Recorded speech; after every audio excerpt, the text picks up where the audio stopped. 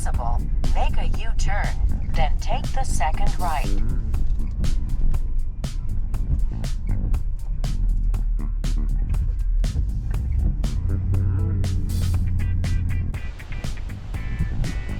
Just came from Rice Lake, Wisconsin, where I picked up this 2002 Ford F-150 from California originally. It's only two-wheel drive, but it's got a very clean body, very clean. A little beat up, but as far as rust, it looks really good. Really clean bottom doors.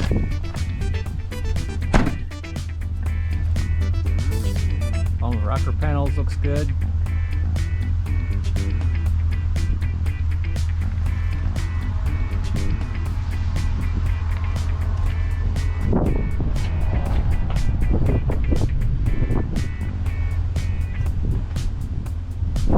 Big ding here. The bed's okay. This area is usually rusted out. This looks clean.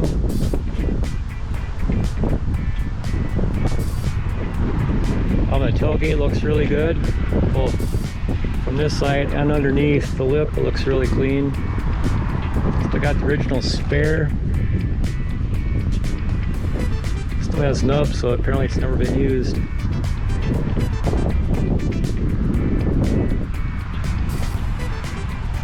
It's a Lariat edition, so that means it has leather interior. Door's locked. 5.4 V8. Sliding back window. Phone cover. So I just stopped over for a moment, just outside of Taylor's Falls, Minnesota, near the St. Croix River. So in California, the leather is all cracked up.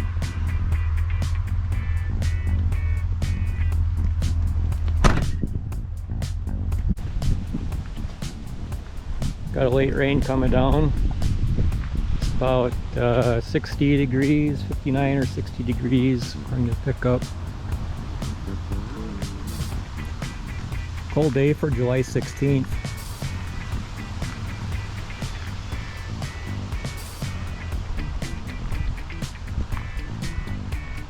The St. Croix Falls Hydroelectric Project.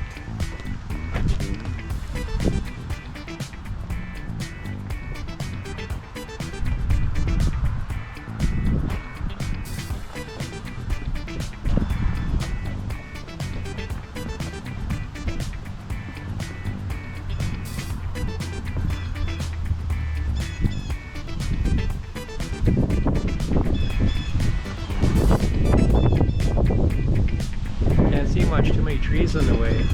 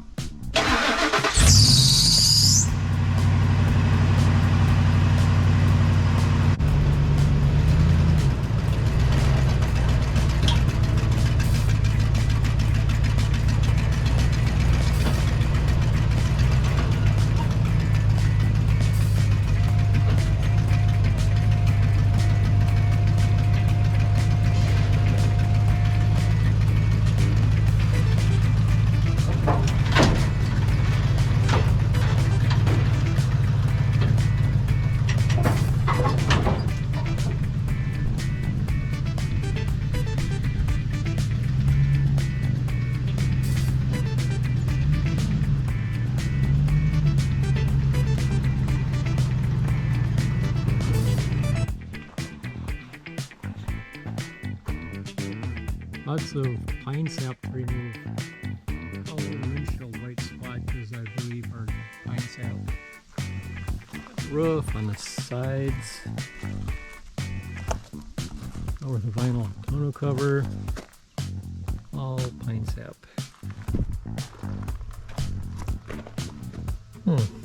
It's different. This is a 2002 model. 2002, yeah. I didn't realize this must be something for the Lariat edition. They have these fancy side mirrors with, I assume, the turn signals. I didn't realize they offered that. Up there is a 2003, but it's not a Lariat. It doesn't have those on the side mirrors. Interesting. Never seen them before. And I didn't know they offered a power rear window in these either.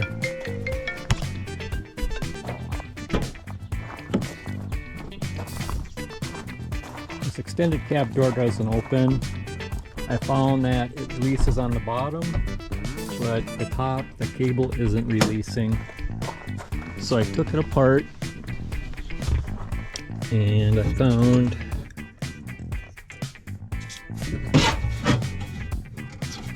where's the cable go? There's the cable. So there's the mechanism. This cable is for the top latch and this end broke off. So I found that if I pull on this,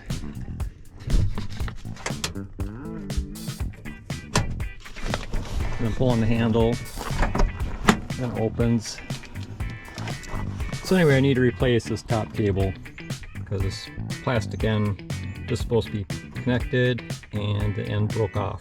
So this thing just moves around and doesn't release the latch up here.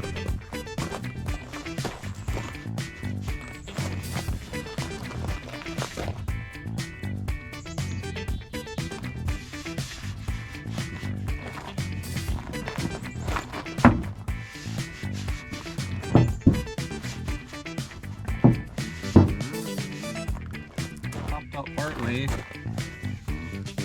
Guess that's as good as I can do by hand. It's not nearly as deep as it was, but I see a ridge here. So there's metal on the back side that apparently stops right here, and it's dented around it or bent around it. So it kind of covers this area.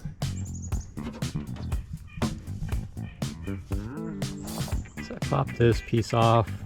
The retainer didn't come with it. It's plastic. I'm sure if I pull it out, it'll probably be shot. So it's just slipped off over the head. Anyway, it removed these torque spit screws so I can pull this out in order to change that cable.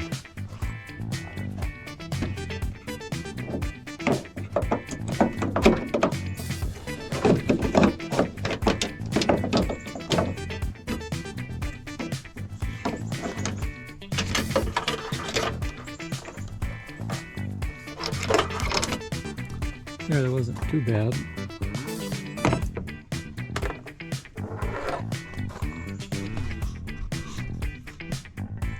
This end's broken also. So I'm just going to replace this whole mechanism, hoping it's good on the other pickup. Otherwise, replacing the cable itself, I really don't want to bend this. I could damage it, have other issues. So that's where I'm at on that. There is a truck I want to remove that cable from. It's had an engine fire years ago. The interior burnt. What a mess.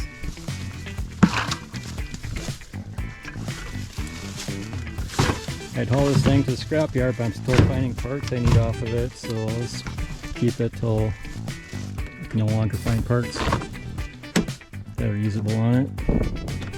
So anyway, it works, opens up. See, this is all melted.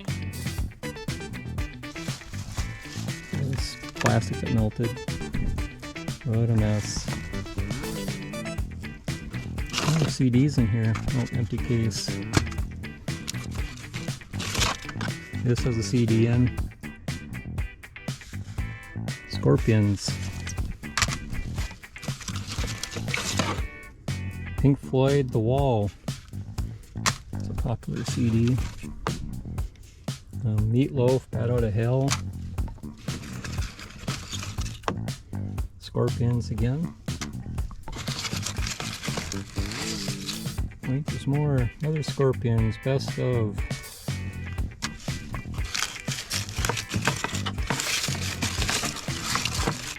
Okay, that's extent of the CDs in that pocket. Now work on getting this thing apart.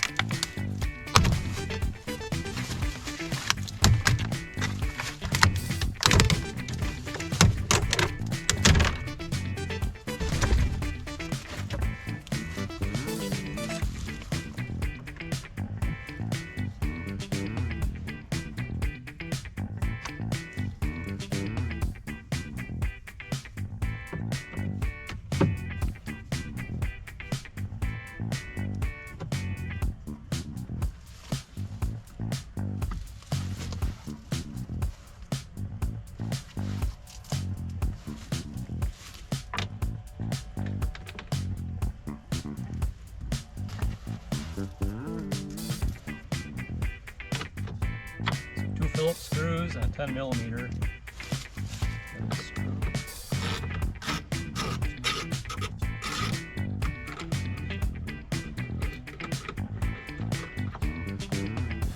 Nut rather. And a plastic pin there. Just break off.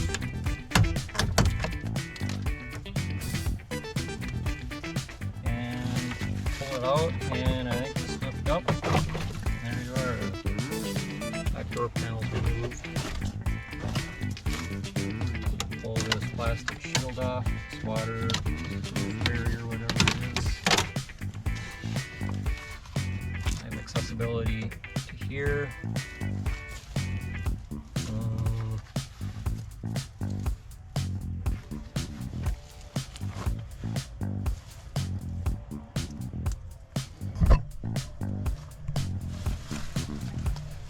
So this peg here I have to push in, and there's little fingers that stick out each side to keep it from popping in. So I got to push the fingers inward.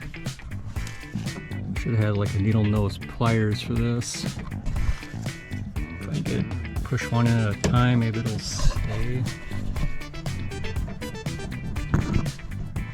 Sides in.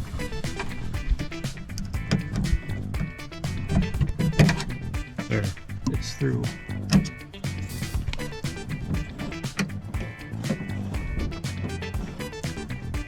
So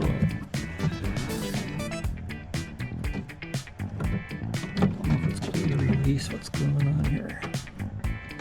So the end of the cable is free, but it should be tied to a little bracket, which wasn't on the other pickup, being it was broke.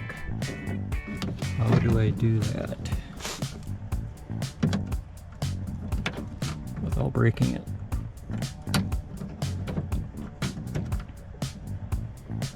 This might be a two-hand job in there. So before I get that apart, I'll just take this apart. Try to pry this out, but it was probably slipped past it, and it just pops right through the rubber.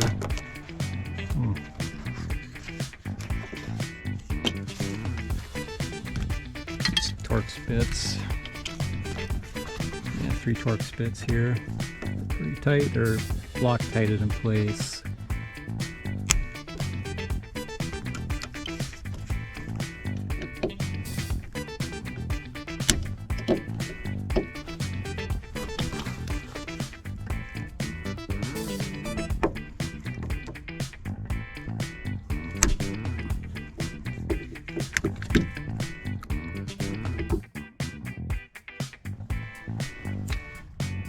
So here's the end of the cable held on this bracket. If I just push it away from me, it's going to take more of a jarring blow to get it released, I think.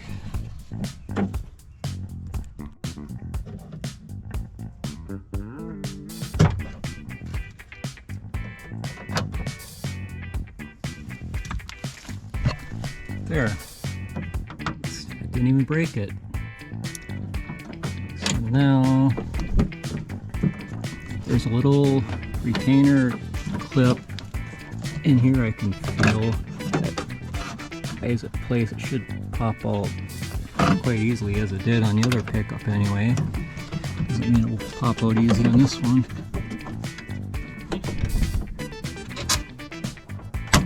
There, I heard it pop out. Now I think I can lift it right out of here.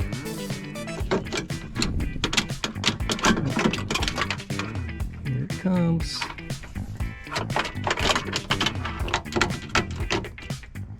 Alright, so this is the clip.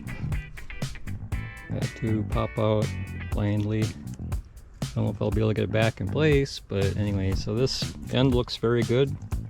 And here's the whole shebang, so that should take care of what I need. Crappy looking parts truck, but it still has parts I can use. This is more difficult than I expected. Try and get the cable routed down to where I need it. It's going on the back side of this steel here into a pocket where I have no accessibility. I need to get it to come on this side. So far, I'm not getting it there.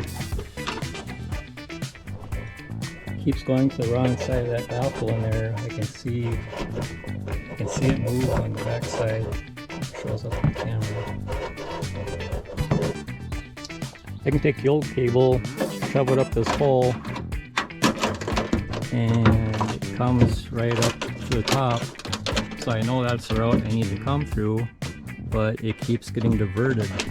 There's a piece of metal that runs in here, and it keeps falling into the wrong side. I can't get it to go where I want it.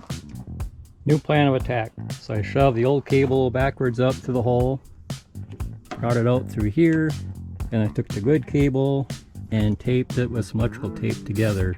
So I'm hoping I can just pull this through and it should guide it to where I need it. It might require two hands.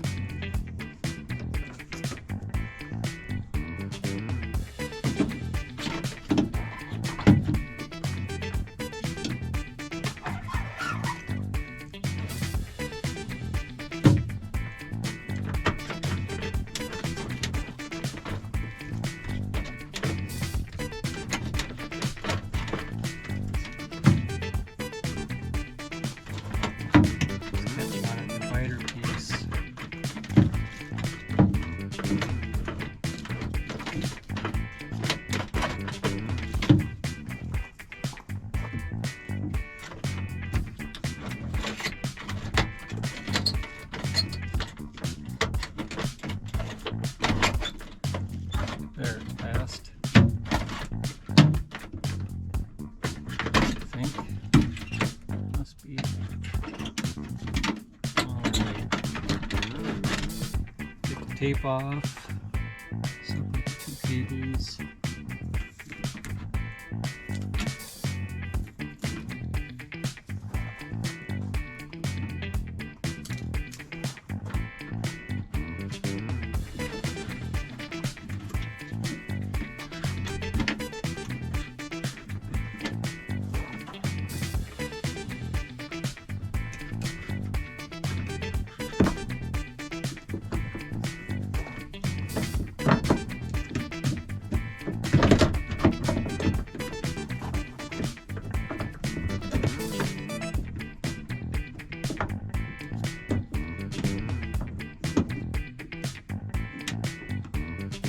Belongs. I got the cable accessible through here now. Set to squeeze the screw into these two tabs here. Visible or not? Maybe not.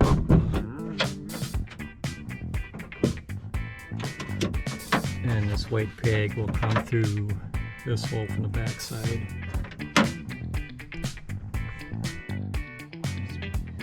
Clipped in place on top. Need some light here. Just pushing this pin through, should click. There, it's sort of a click. Clipped in place now. Now it's a matter of putting these three screws back in.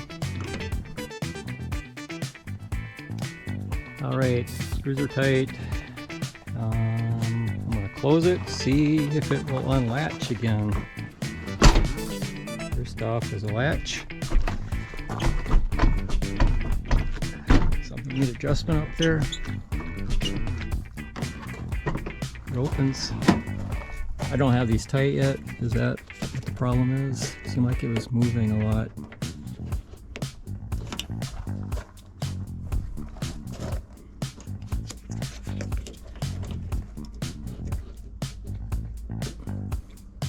It's not moving about.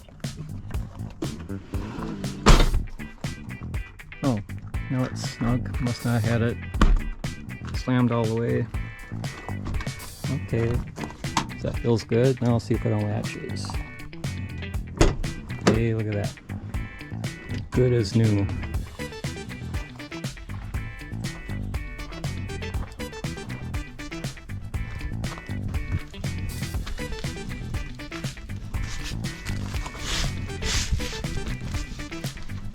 So I found that the right front shock wasn't connected on the bottom because one of the studs was broke off. I had to pound it out because they're pressed in place. They got serrated shoulder that fits tight in the hole here.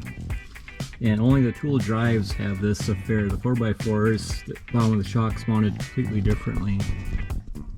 Anyway, these bolts, I looked all over the internet, went on a Ford Parts website, and I can't find any availability for them. But after a long search, I found that wheel studs from a 1992 Geo Metro are very similar. The shoulder is longer, so I may need to put like a shim washer to space it out so that it doesn't bottom out when I tighten this up. And then I had to buy some nylock nuts at the hardware store to go with the plug bolts. But I'll press that in there and I can reattach the shock again. 10 millimeter stud doesn't quite fit through the shock mount, so I have to ream the hole out. Got the holes filed out a little bit larger, and I took the studs. You can have round heads. I wanted something I could put a wrench on, so I took them to the bench grinder, ground flats on two sides. Now a 1/2 inch open-end wrench will fit there. Otherwise, when I go to tighten these nylock nuts, it might possibly spin in the lower control arm. Studs are in and the nuts are tight, so it should be good now.